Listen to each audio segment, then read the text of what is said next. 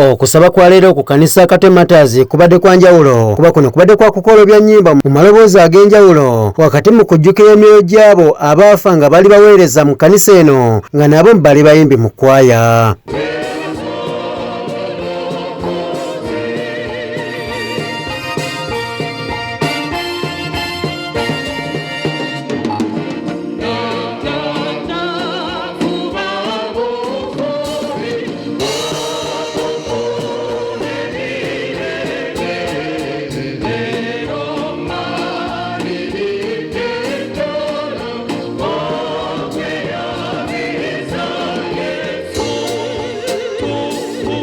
Ng'oggyeko ekkanisa okubanga ebadde ekubyeko abakristaayo wabula n'ennyambala ya leero ebadde njawufu naddala kwaya omwawule n'abamuyambyeko okusobola okuggyayo amakulu g'olunaku luno.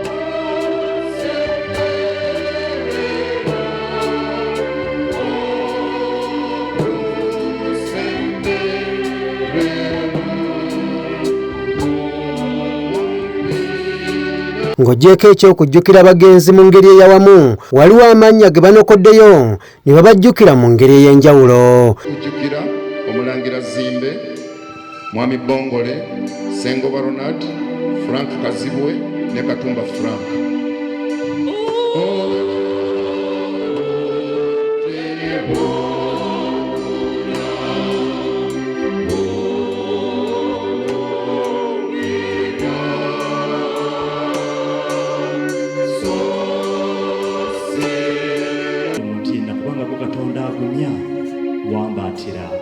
Wambaatira mu linnya lya Kitaffe n'Omwana n'Omwoyo Omutukuvu.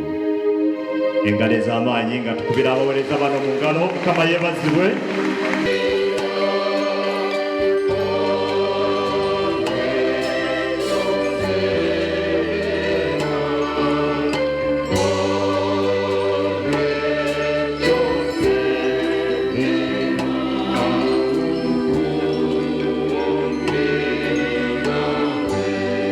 Mu kusaba kuno okubadde okw'okuyimba ennyimba ez'amaloboozi amaseenekerevu kwetabiddwamu abakungu ab'enjawulo era okuva mu biti eby'enjawulo nga n'omuwandiisi w'enkalakkalira mu minisitule ekikula ky'abantu Dr. Agule Kibenge naye akwetabyemu. Obwedda kwaya bakiraziyimba nga ziruŋŋamizibwa omwawule Frederick Lubega.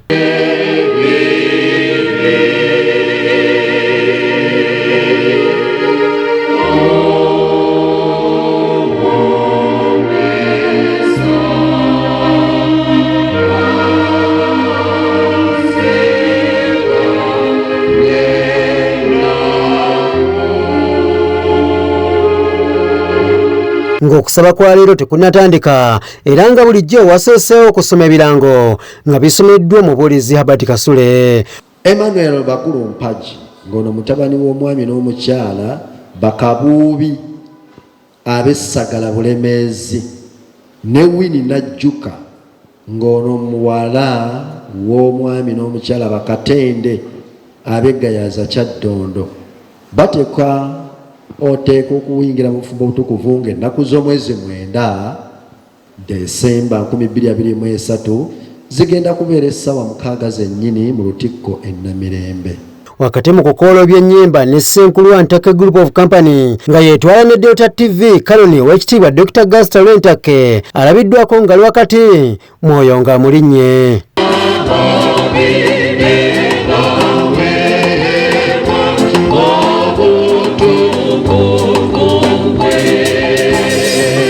Mu kusaba kuno n'enteekateeka y'okusaba okw'okuyita mu kiro ekya 31 Desemba mweyanjuliddwa ng'eno yakwemmenta ensimbi obukadde 11 nga tugenda kubeera n'ababuuliza ab'enjawulo bangi mwagala okubamanyako agenda okusookawo Reverend Serunjogi ne ttiimu ye yonna yajja okusookawo. Tweseteese Reverend Masiga, tweseteese Reverend Balabye Ekkubo, Reverend Frederick Lubega, Reverend Sebunya nange.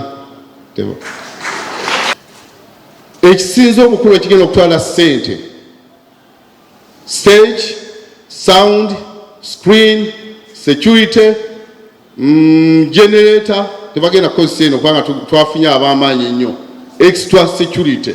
Ebyo byonna bigenda kutwala $1,11,500,000. Okusaba kwa leero kwetabiddwamu abakristaayo okuva mu biti ebyenjawulo. Kiyingi Moses, Delta TV, Amasukulu.